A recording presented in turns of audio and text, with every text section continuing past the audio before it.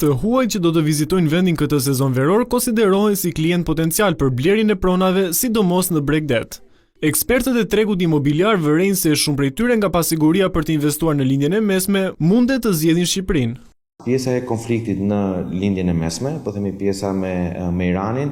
ka sjell interes nga investitorë të cilët kishin planifikuar të investonin në Dubai, po të investonin në vendet lindjes mesme, sidomos edhe ata të cilët kanë dalë nga Dubai dhe nga lindja e mesme për shkak se ka pasur turbulenca dhe në çmime, duke orientuar në tregje më të përshtatshme, ku mund të angazhohesh me kapital më të vogël dhe të kesh mundësi për posuaritë, siç është pjesa e Shqipërisë. Tashmë, jo vetëm jugu i vendit siç ka qenë tradicionalisht, por e gjithë vija bregdetare është në fokusin e investitorëve të huaj. Investitorët të cilët vinë nga zona turistike riorientohen në zona turistike. Pra po flasim për Bregdetin e Shqipërisë. Dhe Bregdeti i Shqipërisë, duke përfshirë tashmë edhe pjesën e veriut, ka projekte të cilat po lançohen nga dita në ditë, pra projekte të reja, kështu që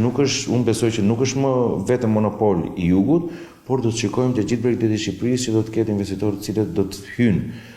në tregun shqiptar, sidomos pjesa e veriut, duke qenë se është një alternativë e re, do duhet të ketë çmime më ekonomike.